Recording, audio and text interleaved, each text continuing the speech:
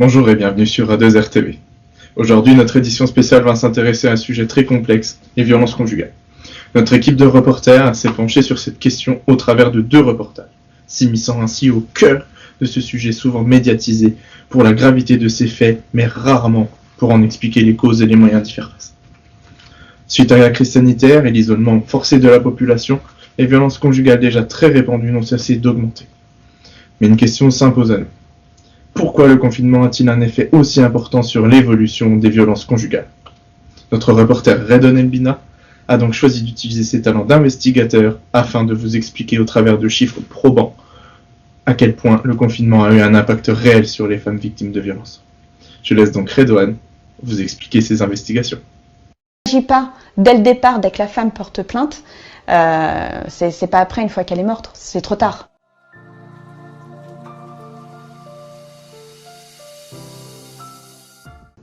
Le confinement décrété au printemps a entraîné une importante hausse des signalements de violences subis par les femmes et les enfants à leur domicile. Les interventions de police ont augmenté de 42% pendant cette période. Le nombre d'appels au 3919 a très fortement augmenté, 44 235 appels, et les signalements à la plateforme gouvernementale arrêtonslesviolences.gouv.fr ont été multipliés par 4. Le nombre d'appels reçus par le service d'écoute des victimes de violences conjugales a bondi d'environ 400% entre la semaine du 9 mars 2020, soit avant le confinement, et la semaine du 20 avril pendant le confinement. Le nombre d'appels est ainsi passé de 2145 à 8213. Dans le huis clos de domicile, il y a eu plus de violence, affirme Sarah, psychologue clinicienne à l'association Léa Solidarité Femmes, qui accueille plus de 450 victimes par an et a vu son activité bondir de 40% au printemps. Je cite, « Les femmes étaient isolées, elles n'avaient plus la collègue, la voisine ou la copine pour les soutenir. D'un autre côté, les agresseurs étaient tranquilles chez eux et pouvaient agir en toute impunité. » Depuis le reconfinement, les signalements sur la plateforme gouvernementale connaissent une hausse de 15%. La protection des femmes MIPROF estime que l'adaptation et le renforcement des dispositifs de lutte contre les violences ont permis de libérer la parole des victimes. Plusieurs phrases importantes lors des manifestations. Plus écouté, morte que vivant. Des réformes avant qu'on soit morte. On ne naît pas femme, mais on en meurt. On clôture avec le slogan « On ne tue jamais par amour ». N'insiste pas quand je balance des mots doux, mais plus à toi. N'insiste pas, sans toi j'avance et je ne te laisse plus le choix. N'insiste pas. Merci Redon pour cet état des lieux ô combien nécessaire sur les violences faites aux femmes dans notre pays. Isolement, peur, coups, emprise psychique sont autant d'actions vécues par une femme victime de violences conjugales. Qu'elle soit visible ou intérieure, une telle violence ne peut être justifiée d'aucune façon. Les perceptions sociales des agresseurs sur les femmes sont le reflet de multiples idées reçues véhiculées par notre société.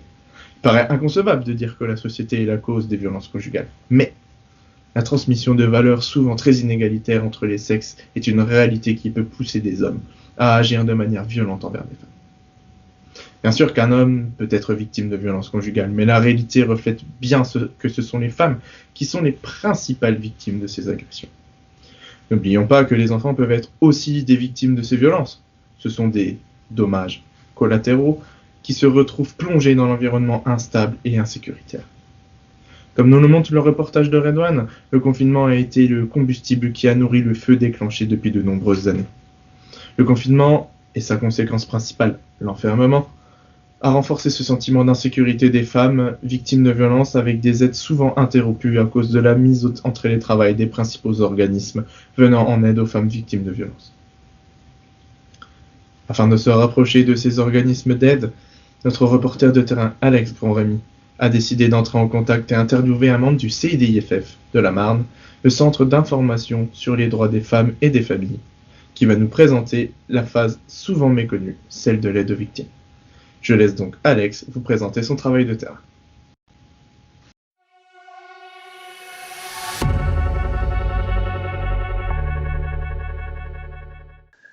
Bonjour à tous. Comme l'a dit le présentateur Théo Charles, j'ai décidé d'entrer en contact avec des membres du Centre d'information sur les droits des femmes et des familles de la Marne. Tout d'abord, le CIDFF est une association départementale regroupée au sein d'un réseau national créé en 1972. De plus, il exerce une mission d'intérêt général confiée par l'État, dont l'objectif est de favoriser l'autonomie sociale, professionnelle et personnelle des femmes, ainsi que de promouvoir l'égalité entre les femmes et les hommes. Dans le cadre d'une mission d'intérêt général, le CIDFF met à disposition toutes les informations dans les domaines professionnels, juridiques, économiques, mais aussi social et familial. Par conséquent, ce centre intervient dans les domaines de l'accès aux droits, de la lutte contre les violences sexistes et le soutien à la parentalité. C'est pourquoi avoir leur ressenti permet de mieux connaître le public visé et de mieux les comprendre afin de les aider par la suite. Dès lors, j'ai interrogé un membre de cette association afin qu'on en sache un peu plus de l'impact du confinement sur les violences conjugales informées par le CIDFF. Alors bonjour Redouane, nous savons que la situation de confinement imposée par le gouvernement en raison de la crise du Covid-19 et les restrictions liées aux sorties sont un contexte particulier et donc propices aux violences. Dès lors, que pouvez-vous nous dire à propos de l'augmentation de ces violences ? Bonjour Alex, merci de me donner la parole. Alors en effet, les femmes se retrouvent en huis clos avec leurs conjoints violents. Tout au long de la journée, les instants de répit et d'intimité se font rares. Et l'isolement par rapport aux personnes ressources comme les amis et la famille est inévitable. Ce climat peut générer une hausse des tensions et peut expliquer l'importance des violences psychologiques, dans un premier temps, et des violences physiques, sexuelles également. Pour les CIDFF, ayant répondu à l'enquête du coup, 70 d'entre eux mentionnent le problème d'hébergement lié à des violences, comme demande formulée par les femmes victimes. 65 d'entre eux mentionnent le dépôt de plainte, main courante, procès-verbal de renseignement, comme motif de sollicitation des femmes victimes. Et 46 d'entre eux sont confrontés à des demandes concernant les enfants exposés, co-victimes de violences. Cependant, nous savons aussi qu'en début de confinement, certains centres ont constaté une hausse des sollicitations alors que d'autres, au contraire, ont fait l'état d'une baisse. Comment expliquez-vous déjà qu'il y ait une forte hausse au sein de certains CIDFF ? Honnêtement, il est difficile de dresser un panorama homogène des demandes. De multiples facteurs sont à prendre en compte. La continuité ou non de l'ensemble des permanences du CIDFF, souvent via le téléphone, la réduction de l'équipe salariée en cette période de crise sanitaire, de femmes n'ayant pas eu connaissance de la poursuite de l'action des CIDFF malgré la communication qui a été faite. Cette hausse est variable, allant de 20% à 100% pour certains CIDFF. Les CIDFF, qui constatent une hausse des sollicitations et des appels, l'expliquent par la situation de proximité continue liée au confinement et qui entraîne ainsi des violences incessantes. En effet, la cohabitation forcée avec l'agresseur peut avoir comme effet d'exerber et de multiplier les violences déjà existantes. La proximité avec l'auteur des violences peut susciter chez les personnes victimes une prise de conscience des violences subies. Bien que la communication, notamment numérique, sur les dispositifs mis en place pendant le confinement se soit faite rapidement et massivement. Le confinement peut modifier les capacités d'action des victimes, notamment par le contrôle omniprésent de l'agresseur. Et de l'autre côté, comment expliquez-vous une baisse des demandes ? Alors certains CIDFF observent une baisse conséquente des demandes de la part du public victime de violences, allant de 30% à 100% pour certains CIDFF. En effet, la majorité des personnes physiques sont fermées pour respecter le confinement. Nous constatons donc les limites de ce dernier, rien ne vaut l'entretien en face à face dans la phase d'accompagnement des personnes en difficulté du fait du contact humain qu'ils présentent.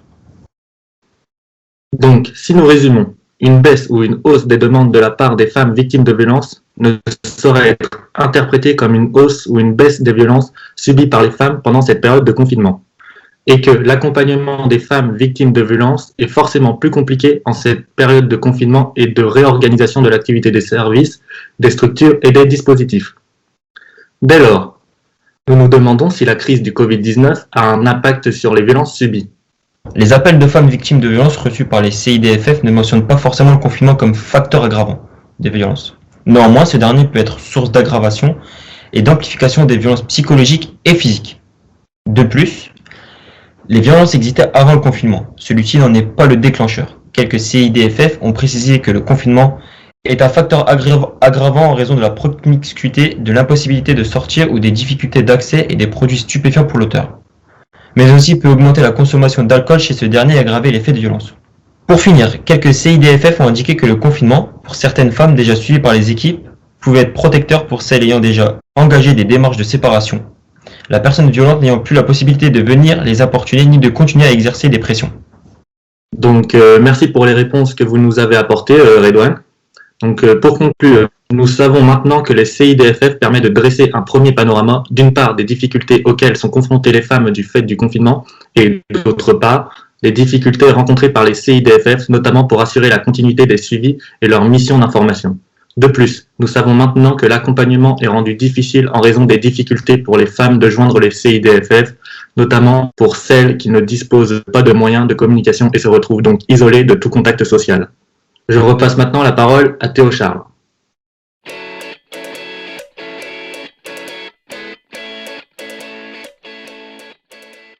Pour finir notre émission spéciale, nous avons décidé d'inviter sur ce plateau Monsieur Maigret Ryan, un spécialiste en charge des violences conjugales au sein du ministère de la Justice, et nous allons le laisser se présenter.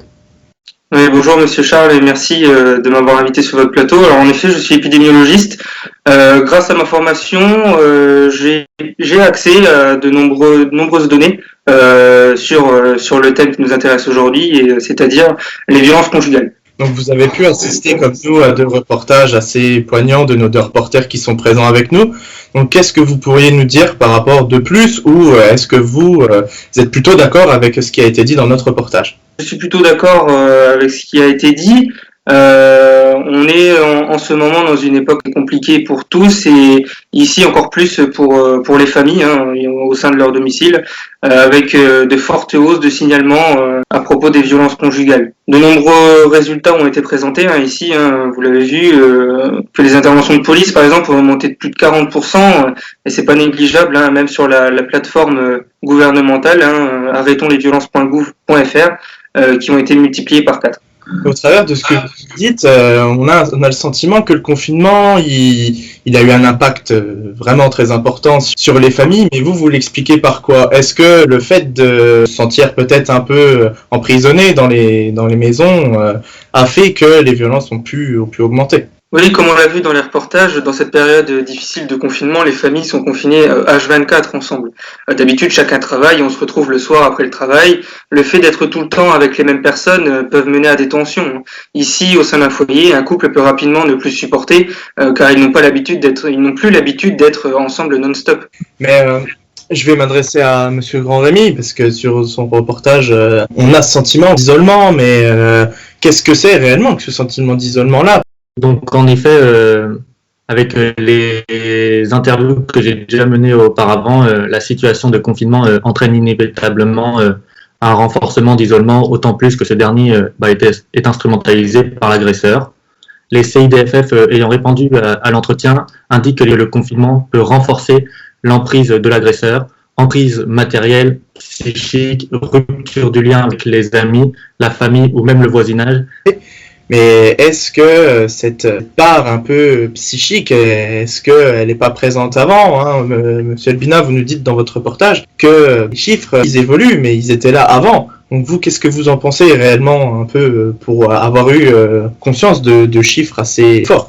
Donc oui, effectivement, les violences faites aux femmes étaient présentes bien avant. Bien sûr moins qu'à l'heure actuelle avec la période que l'on vit tous ensemble. Là, on le voit, on est en visio tous ensemble et c'est le confinement qui nous l'oblige, on va dire. Et on se rend compte que les familles subissent énormément. On l'a vu avec les chiffres, 70% sont en télétravail. Les femmes n'ont plus ce moyen, on va dire, de prendre l'air et d'aller au travail sans la pression du mari.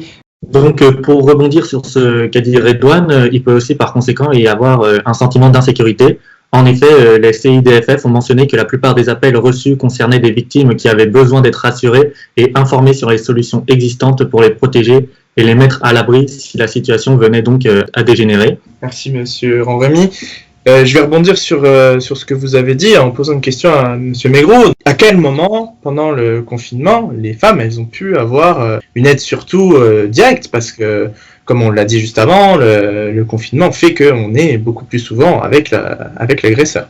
Pour les dispositifs d'aide, j'y reviendrai après, mais ce que j'aimerais souligner, moi, c'est que les victimes de violences conjugales n'ont plus ce moment où elles ne sont plus sous l'emprise du conjoint ou de la conjointe violent ou violente. Ce seul moment où elle est libre, où elle peut faire ce signalement, où elle est victime de violence. Pendant ce confinement, c'est vrai que ces moments-là, les victimes ne peuvent pas les retrouver, ne peuvent pas faire grand-chose d'elles-mêmes. Après, sur ce qui est des dispositifs d'aide, qui était votre première question, on a plusieurs choses encore, mais c'est vrai que par exemple, pendant la période du travail, il y avait toujours cette collègue qui pouvait nous aider sur ce problème. Il y avait toujours une oreille pour nous écouter. Et pendant cette période, c'est assez compliqué, mais il reste toujours des dispositifs. Si jamais vous êtes un peu seul dans une pièce de votre maison, par exemple, vous pouvez très bien alerter la police ou d'autres. Je vais rebondir un peu là-dessus parce que On a fait 2 reportages. Ici, on parle un peu de ce que vous pouvez vivre au quotidien, vous, en tant que professionnel, mais j'aimerais ouvrir un peu ce débat. C'est-à-dire vous poser la question à tous les trois de est-ce que réellement les aides qui sont mises en place ont pu permettre de vraiment aider les femmes victimes de violences? Moi, je vais commencer à en parler. Donc, je dirais moi oui, parce que dans l'absolu, les femmes victimes de violences peuvent se signaler avec grande discrétion dans les officines pharmaceutiques sur leur situation. En effet, il suffit de prononcer le terme masque 19 auprès du pharmacien pour que celui-ci prévienne les forces de l'ordre. Oui, donc je voudrais aussi rebondir par rapport à tout ça. C'est-à-dire que nous, avec le CIDFF, on a dû s'adapter en l'espace de quelques jours entre la semaine du 15 mars et après le début avec le 17 ou le 18 où on nous a annoncé le confinement. Donc on a aussi dû s'adapter avec les moyens qu'on avait de garder ce lien avec les familles, les victimes de ces violences-là. Et on a fait énormément de réunions entre nous avec le CIDFF au niveau de toute la France et de voir aussi avec les dispositifs qu'on avait au départ, ce qu'on pouvait améliorer, ce qu'on pouvait mettre en place pour ces familles-là. J'aimerais revenir aussi sur ce que j'ai dit tout à l'heure. Je parlais d'appels téléphoniques envers la police, lorsqu'on avait un temps pour soi au domicile par exemple. Mais il faut savoir que depuis cette période de confinement, le ministère de la Justice a ouvert une plateforme de messagerie instantanée. Hein. Il faut le savoir, une messagerie instantanée qui permet de dialoguer avec un personnel de police ou de gendarmerie à tout moment, et l'historique de discussion peut être effacé de votre ordinateur si vous voulez éviter que votre conjoint surprenne ces discussions. Moi, messieurs, je me trouve quand même assez éloigné des reportages, etc. Mais j'aimerais que les médias en général se mettent tous sur une même ligne de conduite et qu'ils ouvrent justement cette possibilité de transmettre ce message d'aide. Parce que, comme vous nous dites, des plateformes ont été ouvertes, etc.